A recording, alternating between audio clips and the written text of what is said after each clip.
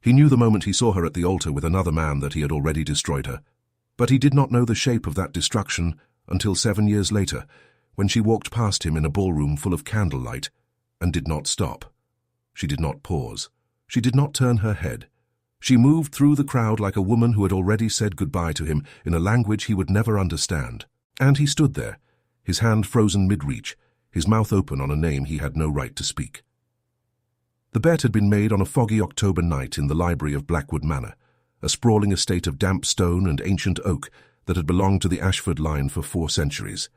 Lord Ashford, the Duke, was 28 years old, already known across the kingdom for his cold precision in matters of both finance and cruelty. He had inherited the title at 17, after his father's hunting accident left the family name in ruins and the estate drowning in debt. In 11 years, he had rebuilt everything through a combination of ruthless land sales, strategic marriages arranged for other noble families, and a talent for appearing at the right moment with the right sum of gold. He was respected, he was feared, he was not loved, and he had never once in all his years felt the weight of a woman's gaze that did not calculate what she could extract from him. The night of the bet, he sat in the leather chair by the fire with a glass of brandy and a stack of letters he would never answer. Across from him sat Lord Whitmore, a viscount with a gambling habit and a weakness for scandal. Whitmore had been drinking for 3 hours when he leaned forward and said, with the particular slur of a man who believes he is being clever, "I have heard, Your Grace, that you have never once loved, that you are incapable of it, that your heart is a locked room and the key was thrown into the Thames before you were born." The Duke did not react. He turned a page of the letter he was holding, the one from his mother begging him to attend a cousin's wedding in Kent, and said, "I have never seen a reason to open that room." Whitmore laughed, a wet sound that bounced off the dark panelling. "I have a new governess. She is plain, she is poor. She is the daughter of a vicar from a village no one has heard of. She has been in my household for 1 month, and in that month she has refused every advance from every man in the house. She does not flirt, she does not flatter. She reads theological texts at dinner and corrects the Latin of visiting scholars. She is, in short, entirely unlovable, and I am willing to bet a significant sum that you, the great Duke of Ashford, cannot make her love you in 6 months. The Duke set the letter down. He looked at Whitmore with the same expression he used when reviewing a land survey, detached, analytical, interested in the problem rather than the people involved. Define significant. £5,000. It was a fortune, enough to buy a small estate, to settle a dozen debts, to fund a year of the Ashford household's operations. The Duke considered it for exactly 3 seconds. Then he said, "I will have her in 3 months.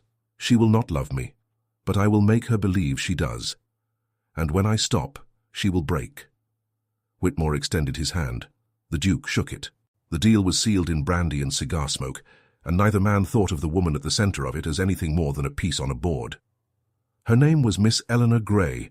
She was 24 years old, the daughter of a vicar who had died of consumption when she was 19, leaving her with no inheritance, no living relatives, and an education that was considered excessive for a woman of her station. She spoke fluent French and passable Italian. She had read the complete works of Virgil in the original Latin. She could identify medicinal herbs, draft a contract, balance a ledger, and play the pianoforte with enough grace to be considered acceptable at society functions she would never attend. She was, by every measure of the time, a woman of unusual competence and complete social invisibility. When the Duke of Ashford arrived at Whitmore's estate for a hunting weekend that he never actually hunted, he encountered Eleanor Grey for the first time in the morning room, where she was teaching Whitmore's youngest daughter the proper declension of a Latin noun. She looked up when he entered. Her eyes were grey, the colour of the North Sea in winter. She did not blush. She did not stammer. She did not lower her gaze in the way that every other woman of her class did when confronted with a man of his rank. She simply looked at him, held his gaze for 2 seconds, and then returned to the lesson. There was no invitation in that look. There was no challenge either. There was only a calm neutrality that he found, to his own surprise, deeply unsettling. The Duke was not accustomed to being overlooked. He was 6 feet tall, broad-shouldered, with dark hair that fell over a face that had been described by more than one society paper as dangerously handsome in the way of a winter storm. He carried himself with the authority of a man who had commanded rooms since adolescence. Women did not look at him neutrally. They looked at him with hunger, with calculation, with fear, with hope. But Eleanor Grey looked at him the way she looked at a window, as something that existed, that had a function, and that she would use if necessary, but would not worship. He sat down at the far end of the room with a book he did not read, and observed her for 20 minutes. She did not acknowledge his presence again. She completed the lesson, dismissed the child, gathered her materials, and walked past him with a quiet, "Your Grace," that was perfectly polite and entirely devoid of meaning. She left the room. The door closed, and the Duke, for the first time in his adult life, felt the faintest flicker of something that might have been curiosity if he had been capable of recognizing it. The campaign began the next morning. He started with the kind of attention that had worked on every woman he had ever encountered. Subtle, flattering, designed to make her feel seen. He complimented the arrangement of flowers in the hall. He asked her opinion on a passage from a French philosopher he knew she had read. He positioned himself in the rooms she frequented, always with a plausible excuse, always with a look that suggested he had more to say. She responded with perfect courtesy and no engagement. She did not lean toward him when he spoke. She did not hold eye contact longer than necessary. She did not laugh at his witticisms. She answered his questions with the precision of a scholar, and moved on with the efficiency of a woman who had limited time and no interest in waste. On the third day, he changed tactics. He brought her a book from his personal library, a first edition of a theological treatise she had mentioned in passing. She received it with genuine surprise, and for a moment her grey eyes softened. She thanked him. She opened the book. She read the first page standing there in front of him, as if he had ceased to exist, and then she looked up and said, "This is very kind, Your Grace. I will return it promptly." That was not the response he wanted, but it was the response he got. By the end of the first week, he had spent more time in the company of a governess than he had ever spent with any woman outside of a negotiation table. He had learned her habits. She rose at 6, walked the garden path 3 times before breakfast, read for an hour before beginning lessons, spent the afternoon with the children, and retired to her room at 9 with a stack of books and a single candle. She had no social life. She received no letters. She had no friends in the household. She was, in every observable way, alone. The Duke found himself thinking about that aloneness more than he wanted to. It was not the aloneness of a woman waiting to be saved.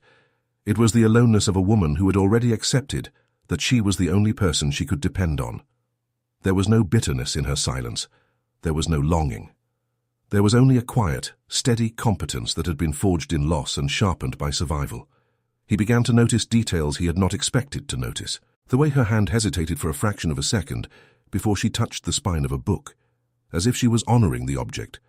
The way she wrapped her arms around herself when she walked in the garden, not from cold, but from a kind of inward holding. The way she smiled at the children with a warmth that was entirely natural and entirely absent in every other setting. He noticed her pulse beating in her throat when he stood too close. He noticed the way she pressed her lips together before she spoke, as if she was deciding whether honesty was worth the cost. And he noticed, on the 15th day, that she was beginning to look at him differently. It was nothing dramatic. A pause before she turned away, a slight softening at the corner of her mouth when he said something that amused her. A moment in the library when their hands brushed as she reached for the same volume, and she did not pull back immediately. She held still. 2 seconds, 3. Her fingers hovered over his, and then she withdrew with a murmured excuse and left the room so quickly she forgot to take the book. That forgotten book on the library table was more than a mistake. It was a message, one the Duke was too proud to read and too desperate to ignore. If you want to feel every pulse of this forbidden romance, subscribe so you do not miss the moment this cold Duke finally breaks. And tell me in the comments, what did you see in her hesitation? The Duke sat alone in the library with the volume she had left behind, and realized, with a clarity that felt like the first note of a funeral bell, that he was no longer acting. The campaign had become something else. He was not trying to win a bet anymore. He was trying to stay in the same room as a vicar's daughter with grey eyes and a spine made of iron. He did not tell Whitmore. He did not tell anyone. He told himself it was strategy. He told himself he was simply more invested in the outcome than he had anticipated.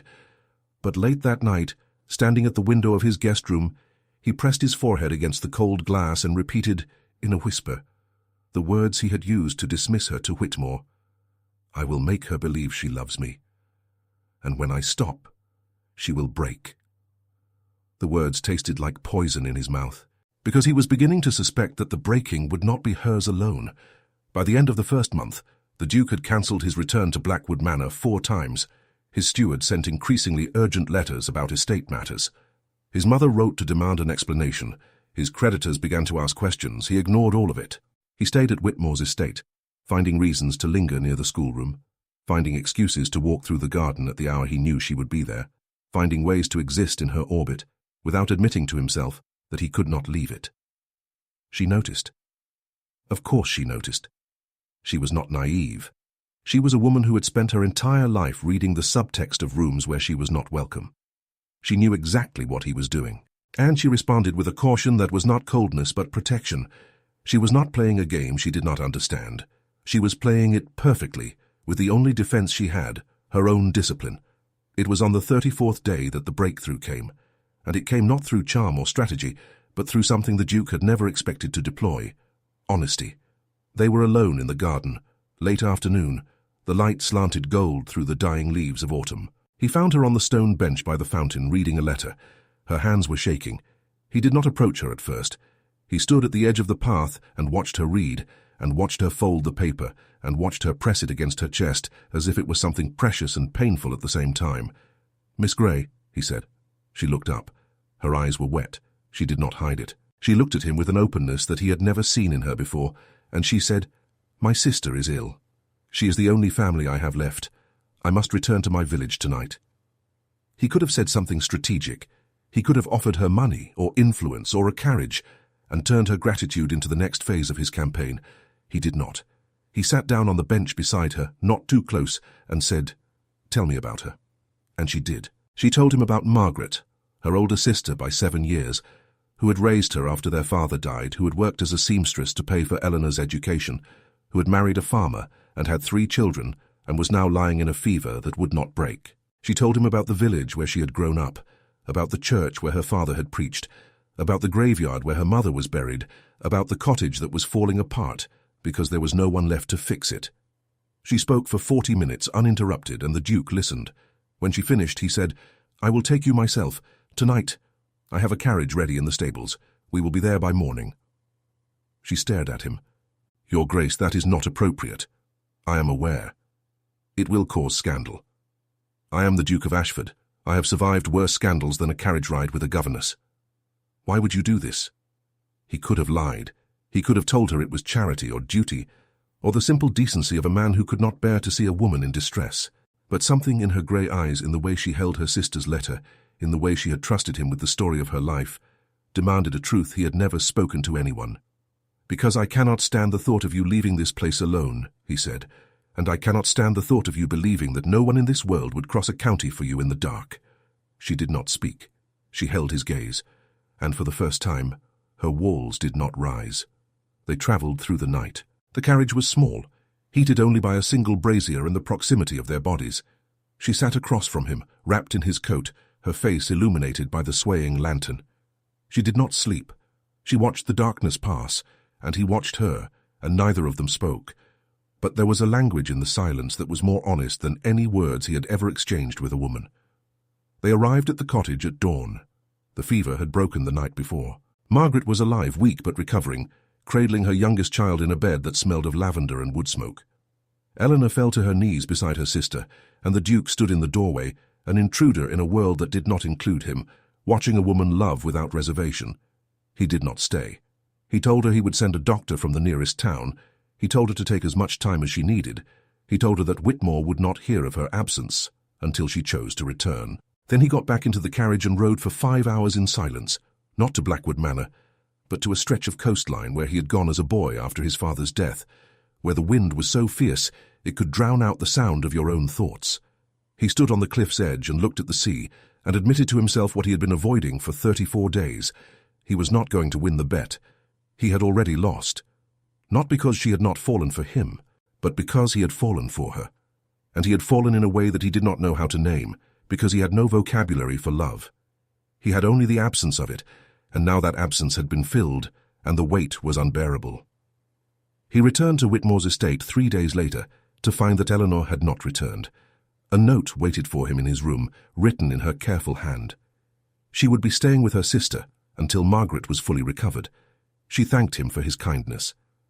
She would write when she was ready to resume her duties. The Duke read the note 17 times. He memorized the curve of her letters, the pressure of her pen, the way she had signed it Eleanor Gray instead of Miss Gray, as if, in the privacy of that small space, she had allowed herself a familiarity she would never have permitted in person. He folded the paper, he placed it in his breast pocket, and he made a decision that would haunt him for the rest of his life. He would end it, not the bet. He did not care about the bet anymore. He cared about the feeling that was growing in his chest, the one that made it impossible to sleep, impossible to concentrate, impossible to look at another woman without comparing her to a governess from a village he had never heard of. He cared about the knowledge that if he continued, he would eventually have to tell her the truth, and the truth would destroy whatever fragile trust had begun to grow between them. He cared about the possibility that she might love him one day, and that he would have earned that love through a lie. So he left. He returned to Blackwood Manor. He wrote to Whitmore and forfeited the bet, sending a banknote for £5,000 with no explanation. He wrote to Eleanor Gray and told her that her position had been filled, that he had arranged for her to receive a year's salary as compensation, and that she need not return. He wrote the letter 5 times before he found a version that did not sound like what it was. A confession of cowardice disguised as generosity. He never sent it. The letter remained on his desk for 2 weeks, sealed but unstamped, waiting for a courage he did not have. And on the 14th night, a messenger arrived from Whitmore's estate with news that changed everything. Eleanor Gray had returned to retrieve her belongings. She had asked for him. She had been told he was gone. She had left that same evening, and she had been seen by a servant standing in the garden where they had shared their last conversation for over an hour alone before walking to the gate and disappearing into the fog. The Duke tore the letter in half. He called for his horse. He rode through the night to Whitmore's estate, arriving at dawn covered in mud and exhaustion, demanding to know where she had gone. No one knew. She had left no forwarding address, no note for anyone but the children, and the children said only that she had cried when she said goodbye and told them to be brave.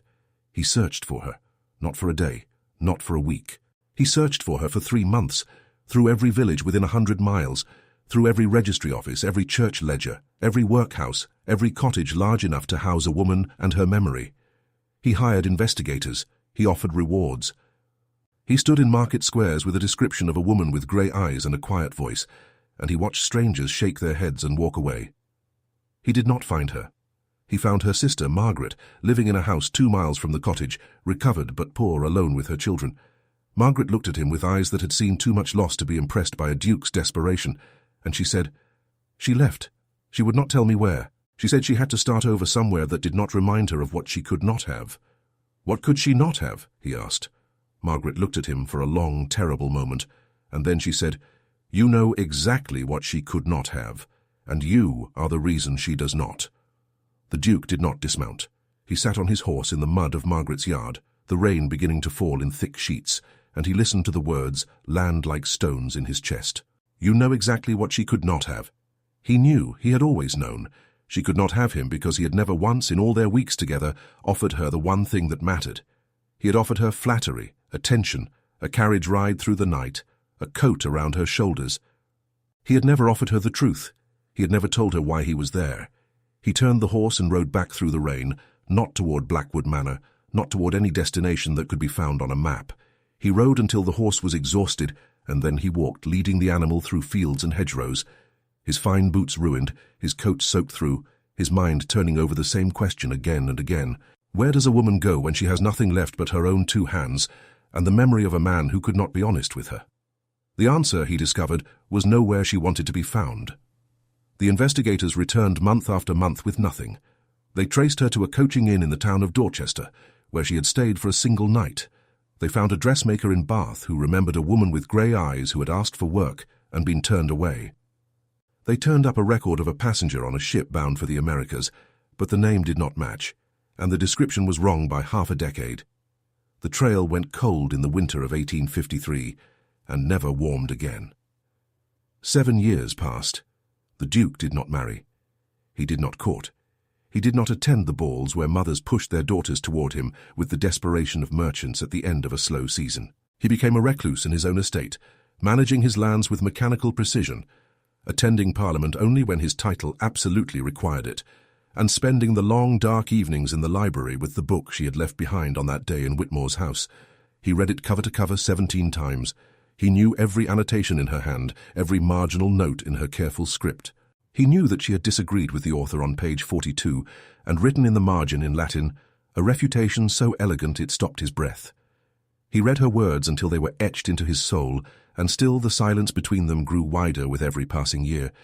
If this story has already taken hold of you, the way that book took hold of him, then subscribe now, because what comes next will shatter everything you think you know about the Duke and the woman he lost.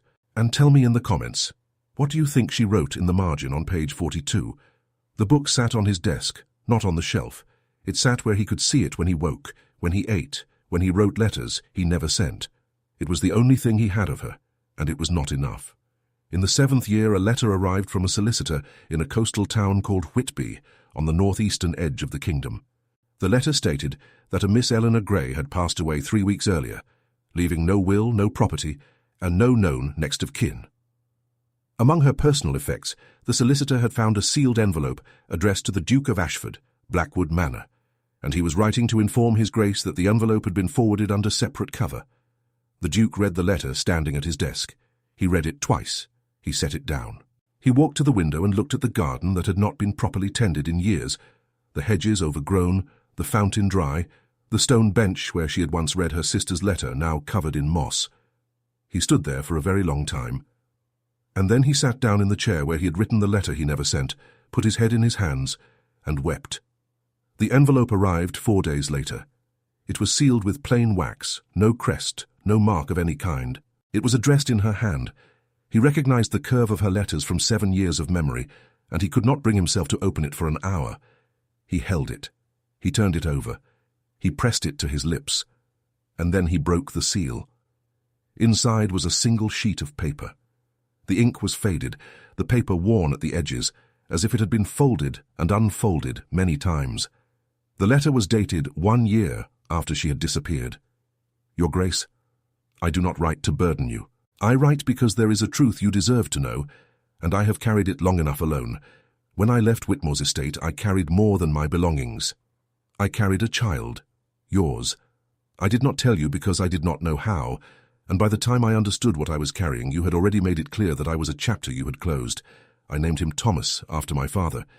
He has your eyes. He has your stillness, the way you have of watching the world as if you are not quite part of it. He does not know who you are. I have told him nothing because I could not bear the thought of him growing up knowing that his father chose a bet over a family. I do not want your money. I do not want your pity. I only want you to know that he exists, that I loved you, that I love you still, even though the love has turned into something quieter, something that no longer expects an answer. I am not writing this, so you will come for us. I am writing this because I believe that a child should be known, even if he is never claimed. If you read this and decide to find him, he will be with my sister Margaret until he is old enough to choose for himself. I am dying. Do not mourn me. I have had 7 years of waking up in a world where I knew for certain that I had once been loved by a duke. It was not enough, but it was everything. Eleanor. The Duke read the letter in the room where he had spent 7 winters waiting for news that would never come. He read it until he could recite it from memory. He read it until the ink began to blur from the moisture of his hands. And then he folded it, returned it to the envelope, and placed it in his breast pocket, exactly where he had kept her first note all those years ago. He rode to Whitby the next morning. The town was grey and cold, the North Sea crashing against the harbour walls, the air thick with salt and coal smoke. He found the cottage where she had lived, a small stone building on a narrow lane that smelled of fish and damp wool.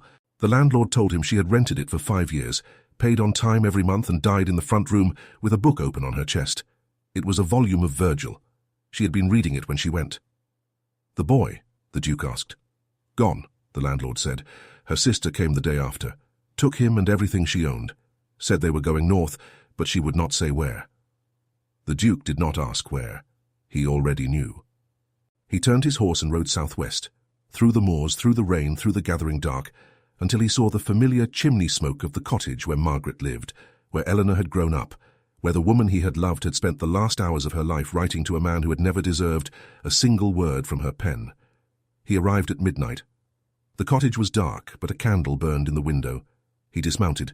He walked to the door, and before he could knock, the door opened, and a boy stood in the threshold holding the candle above his head, looking up at him with eyes the color of the North Sea in winter. "Are you my father?" the boy said.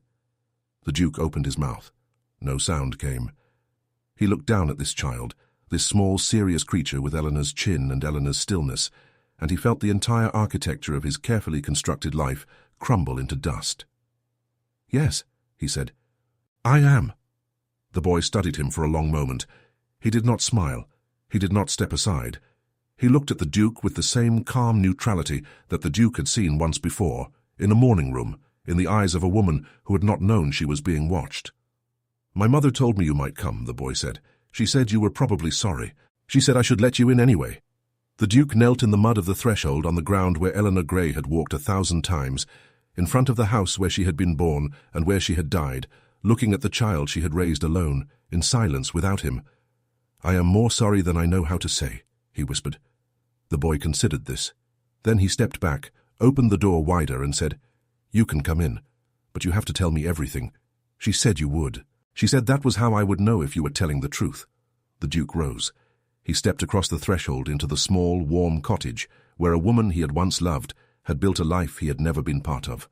He sat down at a worn wooden table across from a boy who had his mother's silence and his father's eyes. And he began to tell the truth, for the first time in his life, without strategy, without calculation, without a single thought of what it would cost him. He told the boy about the bet.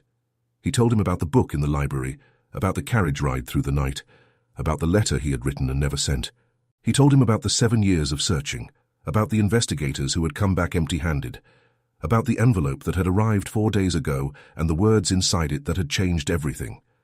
He told him the truth, every ugly, shameful, broken piece of it, and the boy listened without interrupting, his small hands folded on the table in front of him, his eyes never leaving the Duke's face.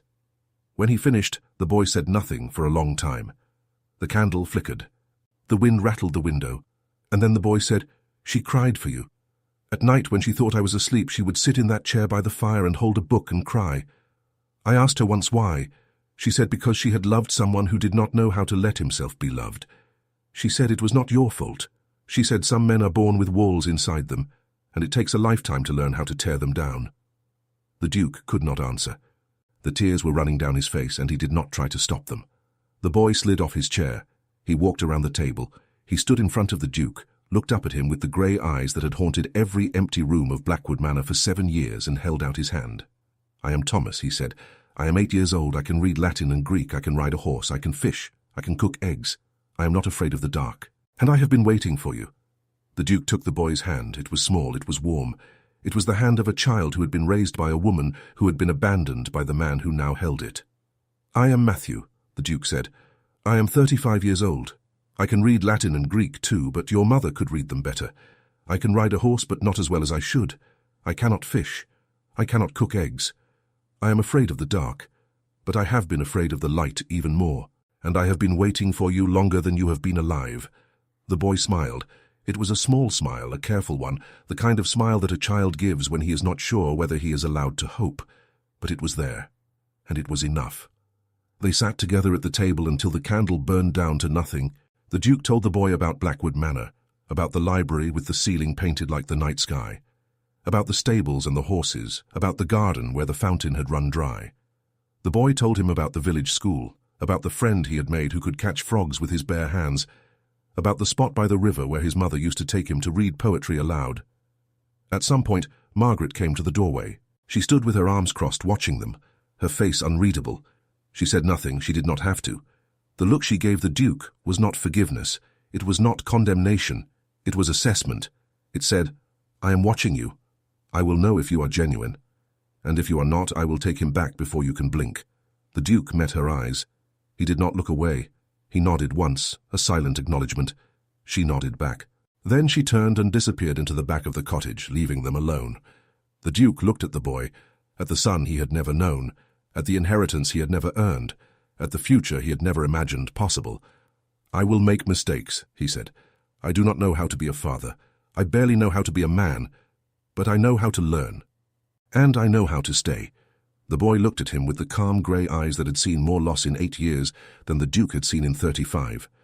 "That is enough," he said. "She said it would be. She said the ones who stay are the only ones who matter." The Duke pulled the boy into his arms. The boy hesitated for a fraction of a second, and then he leaned into the embrace, his small body fitting against the Duke's chest, like a key into a lock that had been waiting for its match. They left the cottage the next morning. The Duke carried a single bag. The boy carried a small wooden box that contained his mother's letters, her books, and the dress she had been wearing when she died. They rode together on the Duke's horse, the boy in front, his hands on the reins, his small back straight, his eyes on the road ahead. They did not look back. And in the library at Blackwood Manor, in the top drawer of the desk where the Duke had written his unsent letter, there lay a new envelope. Inside was a single line written in the Duke's hand, dated the night after he had read her last letter. "I will spend the rest of my life becoming the man you believed I could be." There was no signature. There was no address. It was a letter that would never be sent, because the only person who needed to read it was already gone. But the boy would find it, one day, and he would understand. But the boy would find the letter, not in the desk drawer where his father had left it, but in the pages of the Virgil volume that had been on his mother's chest when she died. He found it on a spring afternoon, 10 years later, when he was packing his belongings to leave for Oxford. The book had been on the shelf in his room, untouched for years, and when he opened it to the first page, the folded paper fell out. He recognized his father's handwriting immediately. He read the line standing by the window that looked out over the garden, where the fountain had been restored, where the hedges had been trimmed, where a stone bench had been placed in memory of a woman the village had never known. "I will spend the rest of my life becoming the man you believed I could be." He read it 3 times. Then he folded it carefully, returned it to the book, and placed the book in the wooden box that had belonged to his mother. He did not tell his father he had found the letter. He did not need to. The truth of those words had been written in the decade that followed their first meeting, in every choice the Duke had made. In every morning he had woken before dawn to help the boy with his Greek. In every evening he had spent reading beside the fire, instead of retreating to the silent rooms of his own grief. The letter was not a promise. It was a description of something that had already been fulfilled. Thomas Ashford, the heir to Blackwood Manor, graduated from Oxford with first honours in classics. He returned to the estate to manage the lands his father had restored, the farms that had been rebuilt, the tenants who had been treated with a fairness that had not existed under the previous generation. He married a woman with grey eyes and a quiet voice, the daughter of a vicar from a village no one had heard of. He named his first daughter Eleanor, and on the night she was born, he sat in the library with his father, the two of them alone, the fire low, a bottle of brandy untouched between them. "She would have loved her," Thomas said. The Duke did not answer immediately. He looked at the fire, at the shadows it cast on the bookshelves, at the spine of the volume she had left behind, still on his desk after all these years. "She would have loved you more," he said. "She already did." They sat in silence. The clock on the mantel ticked. The wind moved through the garden outside, and somewhere in the room, between the pages of a book that had never been returned, a story continued. Not the one the Duke had told himself for 7 years, not the one Eleanor Gray had written in her final letter. A different one. The one they had built together in the space between the lie and the truth, between the bet and the staying, between the man he had been and the man he was still becoming. The Duke did not ask for forgiveness. He had stopped asking for it long ago. He had learned that forgiveness, like love, was not something you demanded. It was something you earned, slowly, through nights and mornings, through silences and small gestures, through the steady work of staying when everything in you wanted to run. He had stayed. He had stayed for 10 years, and he would stay for whatever years remained. And in the end, the only judgment that mattered was the one that had already passed, in a small stone cottage by the sea, when a boy with grey eyes had opened the door and let him in. He rose from his chair. He walked to the desk where the Virgil volume lay. He opened it to the page where Eleanor Gray had written her last marginal note, a single word in Latin, beside a passage about loss and return. The word was expecto. "I wait." The Duke closed the book. He carried it to the fire. He held it for a moment, the leather warm against his palm, the weight of 2 lives pressed between its covers. Then he placed it back on the desk, exactly where it had been, and returned to his chair. He did not burn it. He did not bury it.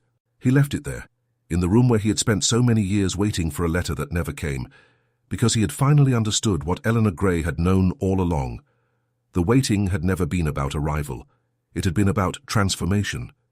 And he had been transformed not by finding her again, but by finding the man she had believed he could be, a man who could raise her son, a man who could tend the garden she had walked in, a man who could let the walls inside him fall stone by stone, until the light she had left behind could finally reach him. The fire crackled, the clock ticked. Thomas rose to leave, kissing his father on the forehead as he had done every night since he was 8 years old. "Good night, father," he said. "Good night, my son," the Duke answered. There is something profound in that final realization, that the waiting was never about arrival, that it was always about the becoming. If this story has stirred something in you, if you've ever wondered what it means to become worthy of what you've lost, then subscribe to this channel. We will continue to walk through these dark, candlelit corridors of love and ruin, and I promise you, the most devastating reunions are yet to come. And before you go, tell me in the comments, what word would you leave as your last marginal note? What single word, in any language, would sum up what you are waiting for? Write it now. And in the quiet of the library, surrounded by books that had been read and marked and loved by 2 generations of grey women, the Duke sat alone, not waiting, not grieving, not hoping. He sat in the presence of a life that had been remade, not by the return of what was lost, but by the decision to become worthy of what had never really left. And yet, for all the stillness of that final scene, the story did not end in the library. It lived on in the smallest details of a life rebuilt from ashes. The Duke, whose hands had known only ledgers and riding crops and the cold stem of a brandy glass, learned the weight of a child's hand in his. He learned to braid hair, though the first attempt took 40 minutes, and produced something that resembled a knotted rope more than a plait. He learned to sit through fevers, to hold a basin at 3 in the morning, to recognize the particular silence of a boy who was pretending to be brave. There were failures. There were nights when the grief of Eleanor's absence rose like a tide and pulled the Duke under, and he would find himself standing in the garden at midnight, staring at the empty fountain, unable to speak. Thomas would find him there sometimes, would take his hand without a word and lead him back inside, would make tea in a way that was already becoming ritual, would sit with him until the shaking stopped. They did not talk about those nights. They did not need to. The boy had learned from his mother that love was not always spoken. Sometimes it was a hand in the darkness, a cup of tea, a presence that asked for nothing and offered everything. The village where the cottage stood changed over the years. The lane was paved. The church roof was repaired. A school was built on the edge of the common, funded by an anonymous donation that everyone knew came from Blackwood Manor. The Duke did not seek recognition. He did not attend the opening ceremony. He sent a letter of encouragement to the children, signed simply, "A friend of the Grey family." And the villagers, who had their own ways of knowing things, left a single wildflower on the stone bench by the fountain every spring, without explanation, without acknowledgement. Margaret lived to see Thomas marry, to hold his first daughter in her arms, to watch the name that had once been a burden become a legacy. She did not forgive the Duke easily. She never told him she forgave him at all. But on the day of the wedding, she stood beside him at the front of the church, her hand resting on his arm, her eyes fixed on the boy she had raised through the hardest years. She did not speak. She did not need to. The gesture said what words could not. "You stayed. That is enough." The Duke did not die in the library, though he had once assumed he would. He lived to see Thomas become a father, to teach his granddaughter how to read the same Greek alphabet that Eleanor Grey had taught him.